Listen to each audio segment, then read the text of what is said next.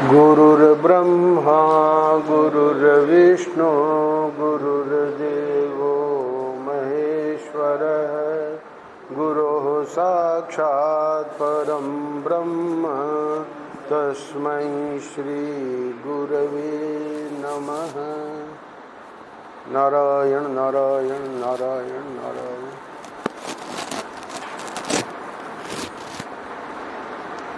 15 जून आनंद रस रत्नाकर। आज के पृष्ठ का शीर्षक है आँख से जो दिख रहा है यह परमात्मा का तेज है। श्रीमद् भगवद गीता के 15वें अध्याय के 12वें श्लोक पर परम पूज्य महाराज श्री व्याख्या करने जा रहे हैं।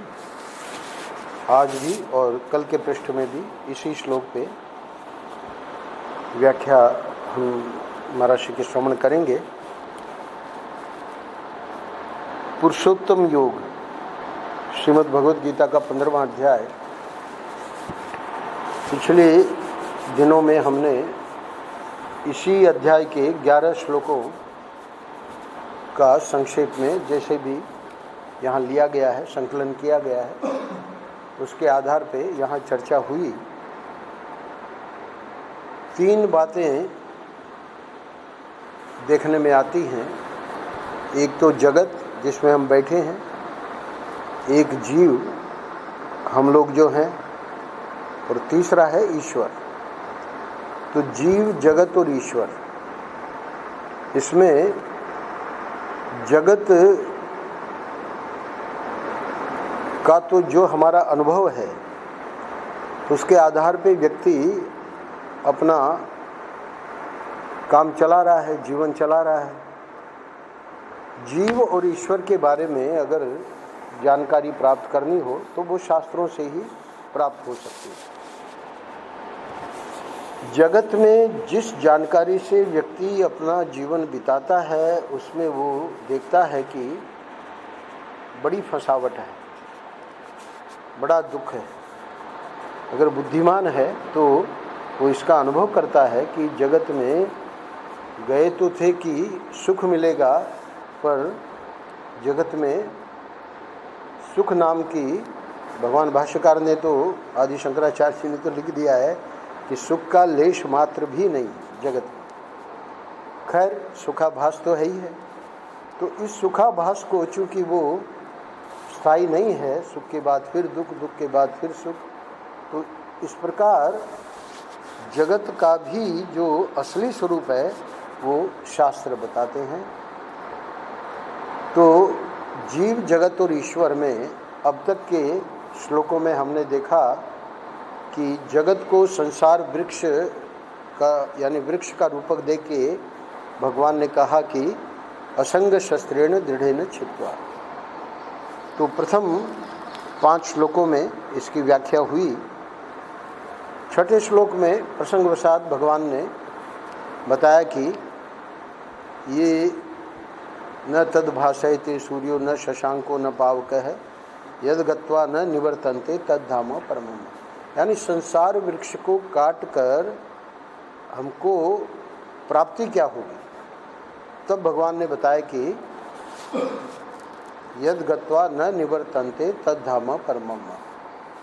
यानी तुमको जो परमानंद चाहिए, असली शांति चाहिए, वो तो मेरा स्वरूप है, वो तुमको प्राप्त होगा। संकेत करके और फिर 7वें श्लोक से जीव का स्वरूप बताना शुरू किया।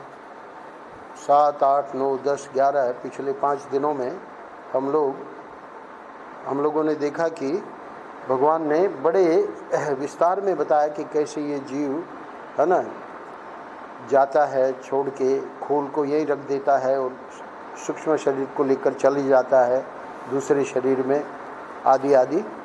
तो जीव की यात्रा का वर्णन भगवान ने किया। अब रह गया ईश्वर। जगत का वर्णन हो गया, जीव का वर्णन हो गया। अब भगवान स्वयं अपने बारे में वर्णन करने जा रहे हैं 4 श्लोकों में। आज का श्लोक, आज के श्लोक की व्याख्या आज और कल दोनों पृष्ठों में होगी, और फिर अगले 3 श्लोक।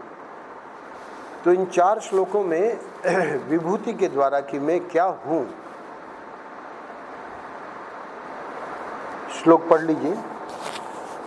आँख से जो दिख रहा है ये परमात्मा का तेज है।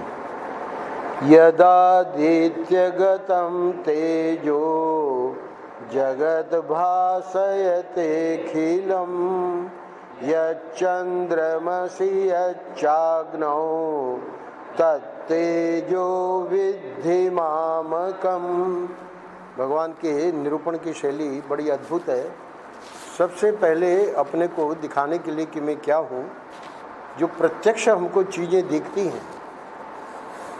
सूर्य हमको प्रत्यक्ष दिखता है, चंद्रमा, रात को बहुत अच्छी चांदनी थी, पूर्णिमा आ रही है, और अग्नि के बिना तो कोई काम ही नहीं। अभी आरती आप देख रहे थे रसोई घर में, अन्यत्र सर्वत्र अग्नि जो है उसकी उपयोगिता। तो इन तीनों के माध्यम से अपना परिचय दे रहे हैं। हम सूर्य को देखते हैं पर हम नहीं जानते कि सूर्य के रूप में कौन है। चंद्रमा को देखते हैं पर उसका भी हमको नहीं पता है कि ये चंद्रमा के रूप में कौन है। अग्नि का उपयोग करते हैं पर ये अग्नि देवता है ये हमें नहीं पता। तो भगवान इसकी जानकारी इस श्लोक में दे रहे हैं। डोंगरे जी महाराज को पूछा गया कि आपको भगवान का दर्शन हुआ है? डोंगरे जी महाराज ने कहा कि मैं तो नित्य दर्शन करता हूँ, प्रतिदिन दर्शन होता है मुझे भगवान का। सूर्य नारायण के रूप में मैं तो प्रतिदिन दर्शन करता हूँ। तो भगवान यहाँ बताएंगे कि अभी जो श्लोक हमने पढ़ा इसका अर्थ देख लीजिए। जो तेज सूर्य में रहकर संपूर्ण विश्व को प्रकाशित कर रहा है, जो तेज चंद्रमा और अग्नि में है, वह मेरा तेज समझो। हे अर्जुन, तुमको अगर मेरे बारे में जानना है तो ये जो सूर्य चंद्रमा और अग्नि आदि दिख रहे हैं, इसमें जो भी तेज है वो मेरा तेज है। इसको विभूति योग भी कहते हैं, क्योंकि भगवान अपनी विभूति बता रहे हैं। यद्यपि 10वें अध्याय में भगवान ने कई श्लोकों में अपनी विभूतियाँ बताई, पर इस अध्याय में मानो अब गीता का उपसंहार होने जा रहा है। 18वें अध्याय में उपसंहार करेंगे, पर 15वें अध्याय में उपदेश का उपसंहार करके और फिर गीता में, संपूर्ण गीता में क्या कहा गया है उसकी एक दृष्टि 18वें अध्याय में देंगे। 16वां और 17वां जो है वो प्रसंगवशात परिशिष्ट है, यानी जो कुछ बात रह गई थी देवी संपत्ति की, आसुरी संपत्ति की, जो भगवान 9वें अध्याय में संकेत किया था, उसे वहाँ विस्तार नहीं कर पाए, तो उसको 16वें अध्याय में बता दिया। और 17वें अध्याय में अर्जुन ने एक प्रश्न किया, उसके उत्तर में श्रद्धा त्रय विभाग योगो नाम 17वां वो जो अध्याय है। तो ये जो 15वां अध्याय है, चूँकि यहीं पर भगवान के उपदेश की जो है मुख्य उपसंहार यहीं पर हो जाता है। जो विस्तार का उपसंहार है वो 18वें अध्याय। तो उपनिषदों में मंत्र आया है, न तत्र सूर्यो भाति न चंद्र तारकम नेमा विद्युतो भांति कुतो यमग्नि तमेव भांतम अनुभाति सर्वम तस्य भाषा सर्वमिदं विभाति।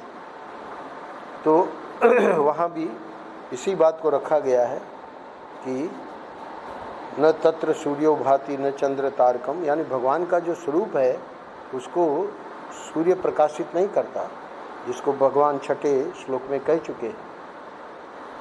तो जब भगवान का जो स्वरूप है उसको कोई प्रकाशित ही नहीं कर सकता, तो फिर भगवान को हम जानेंगे कैसे? तो इस प्रकार जानेंगे कि जो भी कुछ दिख रहा है तमेव भांतम अनुभाति सर्व, आपके द्वारा ही उसमें वो प्रकाश है। सूर्य का प्रकाश, चंद्रमा का प्रकाश, अग्नि का, विद्युत का प्रकाश, वो आपके प्रकाश से ही है। तो श्रुति भगवती यानी वेद का जो मंत्र है, उसी को यहाँ भगवान अपना परिचय देने के लिए महर्षि देखिए क्या व्याख्या कर रहे हैं। कहते हैं कि परमात्मा का दर्शन करो। सर्वं खलु इदं ब्रह्म, महात्माओं को खुली आंखों से सर्वत्र सब रूप से ईश्वर का दर्शन होता है। ये बड़ी विचित्र बात है, यानी हमको तो दर्शन हो ही नहीं रहा है और उनको सिर्फ भगवान ही दिख रहे हैं, उसके अलावा कोई और दूसरा दिख ही नहीं रहा है। तो इसी को भगवान ने कहा इसी अध्याय में ज्ञान चक्षुष, जिनका ज्ञान नेत्र खुल गया है उनको वो दिखता है। विमूढ़ा नानुपश्यन्ति, जिनका ज्ञान नेत्र अभी नहीं खुला है उनको वो दर्शन नहीं होता। आँख न मूंदू कानन रूंदू रूंधू हंस हंस रूप निहारू, कबीर जी कहते हैं। तो वही महर्षि कह रहे हैं कि सर्वं खलु इदं ब्रह्म, महात्माओं को खुली आंखों से सर्वत्र सब रूप से ईश्वर का दर्शन होता है। एकम सद विप्रा बहुधा वदंती, सत एक ही है, परमात्मा ही है। असलियत में परमात्मा के सिवाय दूसरी कोई वस्तु ही नहीं है। विप्रा जो जानकार हैं, जो तत्वज्ञ महापुरुष हैं, वो क्या करते हैं? बहुधा वदंती, एक ही सत्य है, उसको ब्रह्मज्ञानी लोग भिन्न भिन्न प्रकार से वर्णन करते हैं। वर्णन करने की शैली जुदा जुदा है, परमार्थ तत्व में भेद नहीं है। अब ये जो बात कही एकम सद विप्रा बहुधा वदंती, इसी को समझाने के लिए महर्षि श्रीमद् भागवत के एक श्लोक का संदर्भ दे रहे हैं। तृतीय स्कंद में 32वें अध्याय में 33वां श्लोक है। तो उसमें जो बात आई है उससे ये बात समझ में आवेगी कि अगर एक ही सत्य है, एक ही परमात्मा है, तो उसको ये जो ब्रह्मज्ञानी लोग हैं वो भिन्न भिन्न प्रकार से कैसे वर्णन करते हैं। तो दृष्टांत वहाँ स्वयं मतलब श्रीमद् भागवत महापुराण में उस श्लोक में दृष्टांत के द्वारा ये बात समझाई गई है। जैसे एक फूल को अपने हाथ में ले लें। परम पूज्य महर्षि के प्रवचन के पूर्व कोई न कोई फूल अर्पित करते थे, तो वहाँ फूल को उठाकर महर्षि दिखा रहे हैं। एक फूल को अपने हाथ में ले लें। अच्छा, अब देखिए हमारे पास 5 इंद्रियां हैं, तो आँख के दरवाजे से वह लाल मालूम पड़ता है। लाल गुलाब था तो सब लोग देख रहे हैं जो भी बैठे हैं प्रवचन में। तो ये कैसा दिख रहा है? बोले लाल। अच्छा, त्वचा के दरवाजे से कोमल मालूम पड़ता है। अब वो लोगों को दिया जाए तो छू के देखें तो त्वचा से कोमल है। और जीभ के दरवाजे से उसका स्वाद मालूम पड़ता है, कसेला है ना, या जो भी स्वाद है, तो वो जीभ से पता लगेगा, है ना। इस गुलाब को गुलकंद बना लेते हैं, उसमें डाल के शक्कर आदि में तो दवा बन जाती है। तो गुलाब जो है उसका भले वैसे स्वाद जैसे नींबू है, तो नींबू को ऐसे लेके और काट के खाएंगे तो नहीं खा सकेंगे, पर उसी का अचार डाल दो, है ना, तो वही जो नींबू की त्वचा है, नींबू का जो छिलका है ना, उसका स्वाद हो जाता है। और वैसे अगर लेने जाओ तो नहीं होगा। तो ये जो स्वाद है, जैसा भी स्वाद है, वो त्वचा से नहीं मालूम पड़ेगा, वो रसना से मालूम पड़ेगा। त्वचा से सिर्फ कोमलता पता लगेगी और आँख से उसका सिर्फ रंग पता लगेगा, उससे उसका स्वाद या उसकी कोमलता नहीं पता लगेगी। यानी एक एक इंद्रिय से। अब देखिए चौथी नासिका, तो नासिका के दरवाजे से वह सुगंधित मालूम पड़ता है। एक ही वस्तु फूल, बोले कि एक क्यों छोड़ दिया? श्रोत्रिय इंद्रिय, तो वो भी कहीं कहीं कहा है। यहाँ तो भागवत में जो श्लोक बताया है उतना ही व्याख्या कर रहे हैं, पर संत लोग वो जो फूल सूख गया है ना, उसको जरा मसलो तो आवाज़ आएगी चुरमुर की, तो श्रवण इंद्रिय से उसका भी हम ज्ञान कर सकते हैं। पर यहाँ 4 इंद्रियों की बात बताकर आगे बता रहे हैं, किस चीज़ की व्याख्या कर रहे हैं? एकम सद विप्रा बहुधा वदंती, परमात्मा एक है और ब्रह्मज्ञानी लोग भिन्न भिन्न प्रकार से वर्णन करते हैं। तो ये कैसे हुआ? तो फूल का दृष्टांत देके तृतीय स्कंद में 32वें अध्याय में उस श्लोक में समझाया है कि एक ही वस्तु फूल इंद्रियों के भेद से नाना रूप में प्रतीत हो रही है। लाल वो अलग इंद्रिय ने देखा, कोमलता अलग इंद्रिय ने देखा, रस उसका स्वाद अलग इंद्रिय ने देखा, सुगंध अलग इंद्रिय ने देखा, फूल एक ही है। तो एक ही वस्तु फूल इंद्रियों के भेद से नाना रूप में प्रतीत हो रही है, मूल वस्तु एक है। अगर ये दृष्टांत समझ में आ गया तो दार्ष्टान्त क्या है? ठीक इसी प्रकार भगवान शास्त्रीय मार्ग से भक्ति करो तो बड़े दयालु के रूप में उपलब्ध हो। बहुत ध्यान से सुनना। अब वो जो एकम सद विप्रा बहुधा वदंती में भक्त कुछ और बताते हैं भगवान के बारे में, वेदांती लोग कुछ और बताते हैं, योगी लोग कुछ और बताते हैं। तो इसीलिए भागवत में द्वितीय या शायद प्रथम स्कंद में ही श्लोक आया है, वदंती तत्तत्विदस् तत्वम अज्ञानवद्वयम ब्रह्मेति परमात्मेति भगवान इस शब्द थे।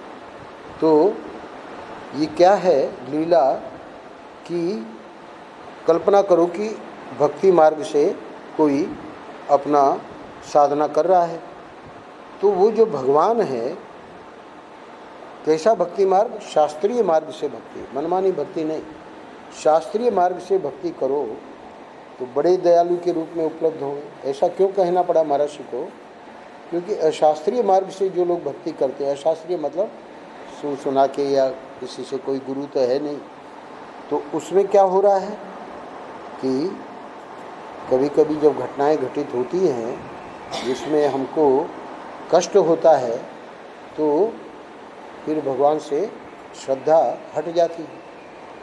शास्त्रीय मार्ग से जो भक्ति करेंगे, जैसे राम भैया भक्ति रसामत सिंधु पे बोल रहे हैं, तो शास्त्रीय मार्ग से भक्ति करने वाले की जो निष्ठा है वो कभी विचलित नहीं होती। कोई भी कैसी भी परिस्थिति आवे वो उसको निश्चय रहेगा अपने बुद्धि में कि ये हमारे कल्याण के लिए ठाकुर जी कर रहे हैं। इसलिए ठीक इसी प्रकार भगवान शास्त्रीय मार्ग से भक्ति करो तो बड़े दयालु के रूप में उपलब्ध होंगे। कल शर्मा जी और माता जी आए थे वहाँ, तो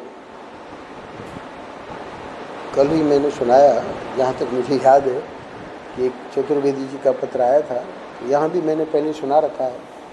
तो अब महाराज वो कह रहे हैं कि वो जो है भगवान, हम जब 24-25 साल से भजन कर रहे हैं तो हमारे साथ अब ये ऐसी घटनाएं क्यों घट रही हैं? ऐसा उन्होंने पत्र लिख के पूछा था।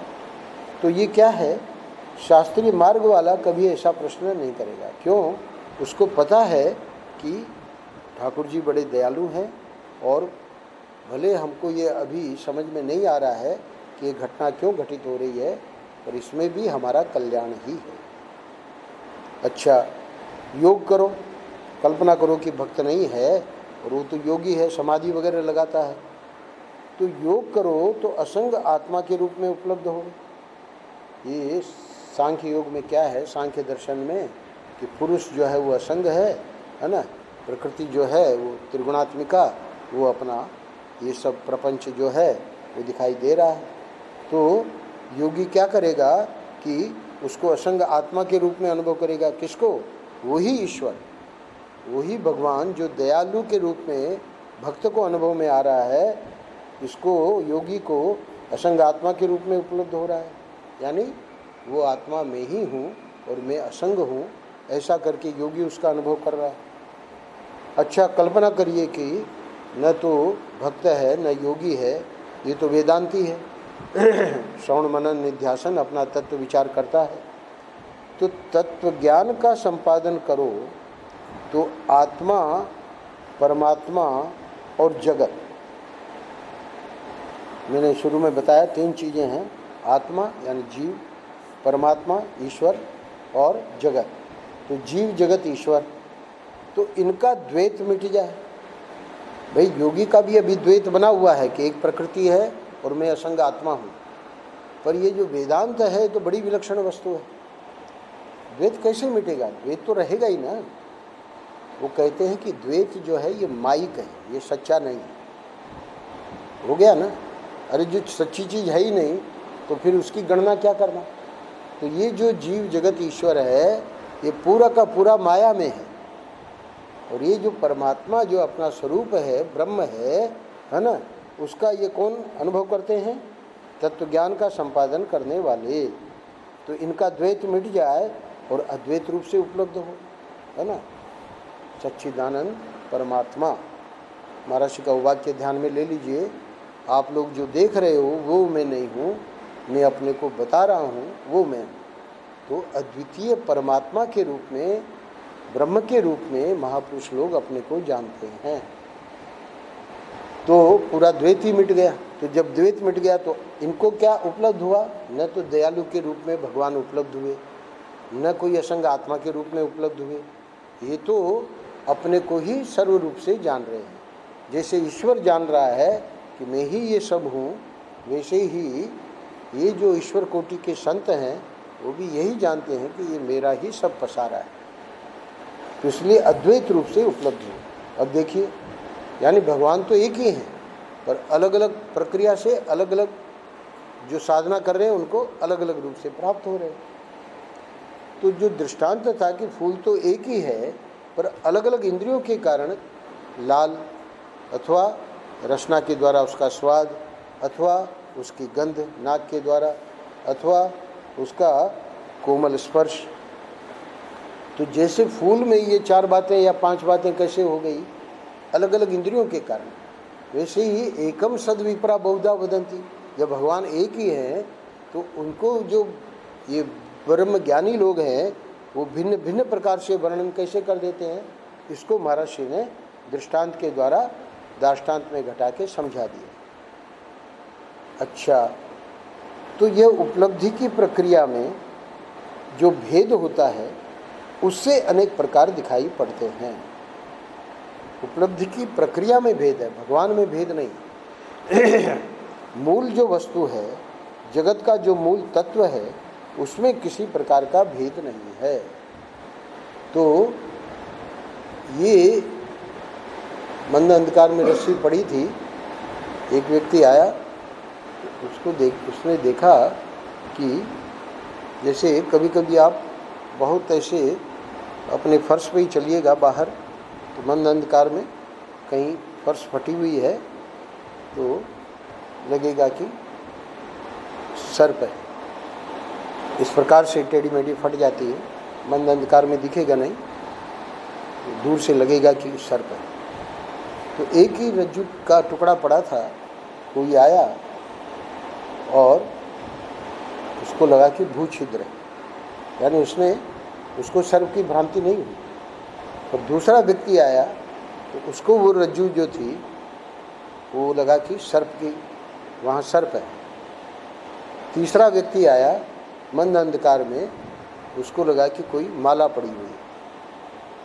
यानी वस्तु तो रज्जु ही है, पर चूँकि अज्ञान है, भ्रांति है, इसलिए अलग अलग कोई भू छिद्र देख रहा है, कोई सर्प देख रहा है, कोई माला देख रहा है, जबकि न वो माला है, न भू छिद्र है, न सर्प है, वो क्या है?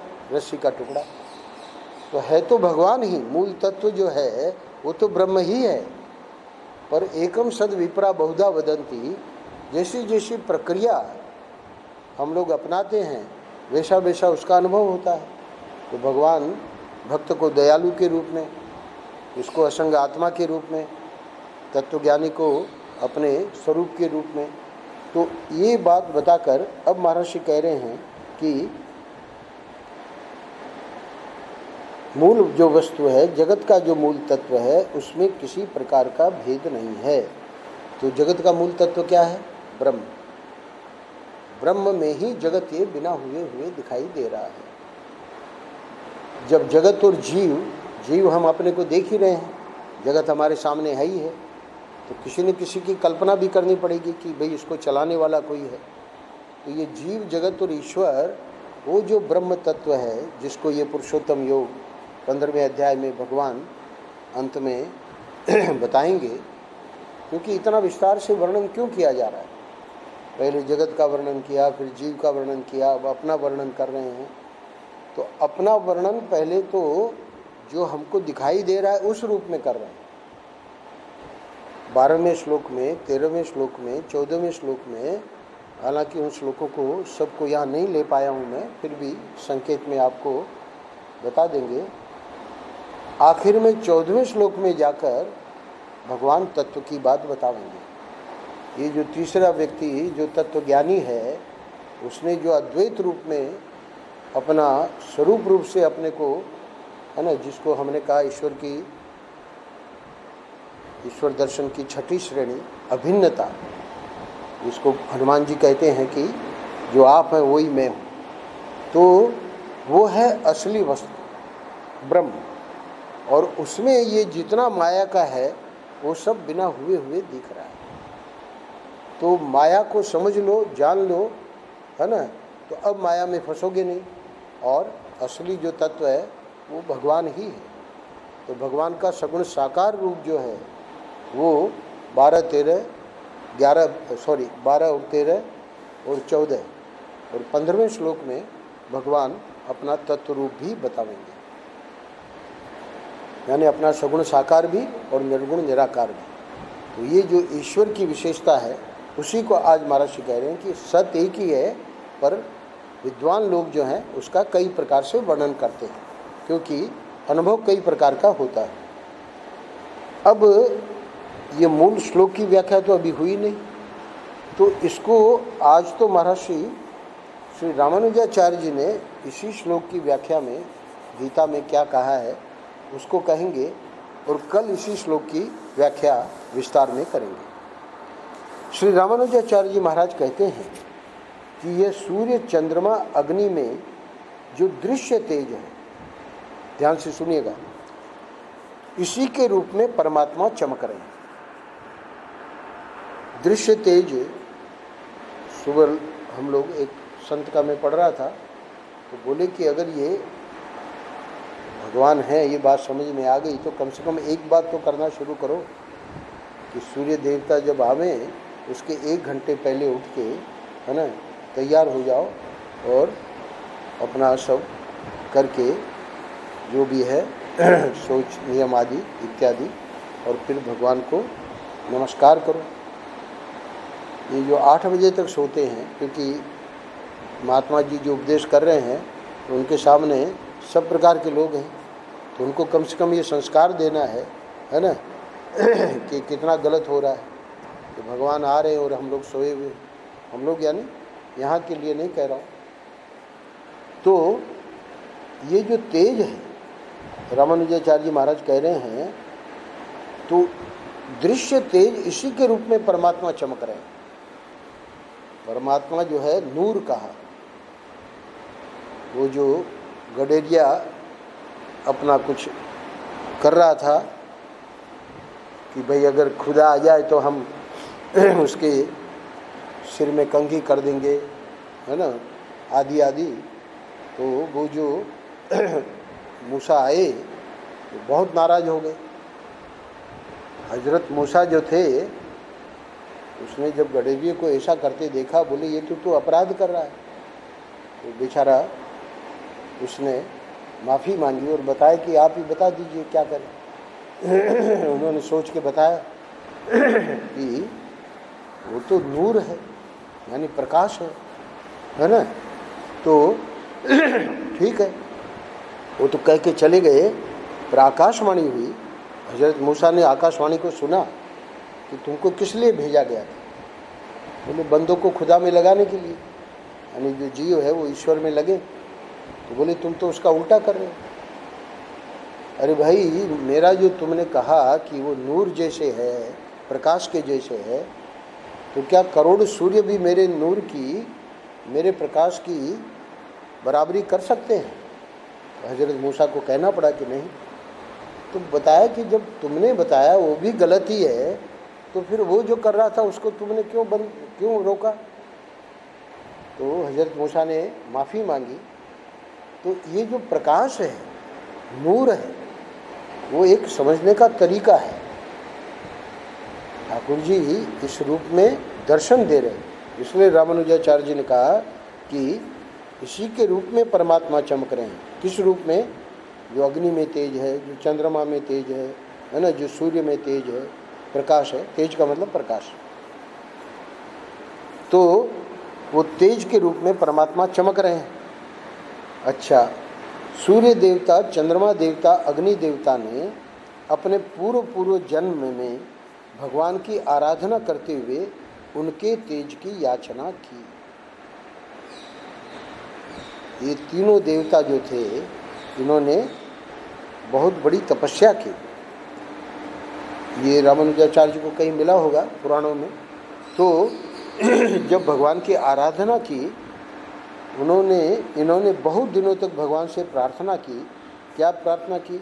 तेजोसी तेजोमयी देही, बलमसी बलम में देही। हे भगवान, आप तेज स्वरूप हो, हमको थोड़ा सा अपना तेज दे दो। बलमसी बलम में देही का अर्थ है कि ये जो दाहकता है, ये बल है। चंद्रमा में तो आह्लाद है, चंद्रमा में तो दाहकता नहीं है, परंतु सूर्य में भी देखिए 45, 44, 45, 46, 47 डिग्री चल रहा है ना, तो दाहकता है। तो ये क्या है? इनका बल है। अग्नि का आप देखते ही हैं बल। तो बल की भी याचना की। चंद्रमा ने बल की याचना नहीं की, तो इसलिए आगे के सिर्फ तेज को ही कहा। तो कह रहे हैं कि आप तेज स्वरूप हो, हमको थोड़ा सा अपना तेज दे दो। चंद्रमा ने कहा कि आप आह्लाद स्वरूप हो, हमको आप अपना आह्लात्मक तेज दे दो। तेज तो दो, पर हमको वो जो जलाने वाला तेज है ना, वो नहीं चाहिए। अग्नि ने कहा आप में ज्वलनात्मक दाहात्मक तेज है, सो हमको दे दो। तो अग्नि में प्रकाश तो है ना, दीपक से ही पहले पढ़ते थे, पर ज्वलनात्मक तेज जो है अग्नि का, वो विशेष है। तो इस प्रकार से जब इन तीनों ने प्रार्थना की, तो क्या हुआ? तब इनकी आराधना से संतुष्ट होकर भगवान इनको अपना तेज देते हैं। तो रामानुजाचार्य जी ने इस श्लोक की व्याख्या इस प्रकार की कि सो ये सूर्य, चंद्रमा और अग्नि में उसी का प्रकाश चमक रहा है। क्या कहा भगवान ने? जो तेज सूर्य में रहकर संपूर्ण विश्व को प्रकाशित कर रहा है, जो तेज चंद्रमा और अग्नि में है, वह मेरा तेज समझो। तो संक्षेप में रामानुजाचार्य जी महाराज की जो व्याख्या है इस श्लोक को लेकर, वो यहाँ महाराज ने बता दी। और कह रहे हैं कि सो ये सूर्य, चंद्रमा और अग्नि में उसी का प्रकाश चमक रहा है। ये भगवान की आराधना करके उनका तेज लेकर चमक रहे हैं। ये तीनों जो हैं, सूर्य देवता, अग्नि देवता और चंद्रमा देवता, है ना, कल के उसमें बताएंगे ये देवता हमारे शरीर में किस किस रूप में बैठे। आँख में सूर्य जो है आँख का अधिष्ठात्री देवता, मन का अधिष्ठात्री देवता चंद्रमा है, वाणी का अधिष्ठात्री देवता अग्नि है। तो ये कल की व्याख्या में महाराज से बताएंगे। आज इतना ही समझना पर्याप्त है कि ये जो सूर्य, चंद्रमा और अग्नि में उसी का प्रकाश चमक रहा है, ये भगवान की आराधना करके उनका तेज लेकर चमक रहे हैं। इनमें जो प्रभा देखने में आती है वह भगवान की ही है। एक अखंड जो तेज है, ज्योति है, वही इनमें प्रकाश को प्राप्त हो रहा है। नारायण नारायण नारायण नारायण।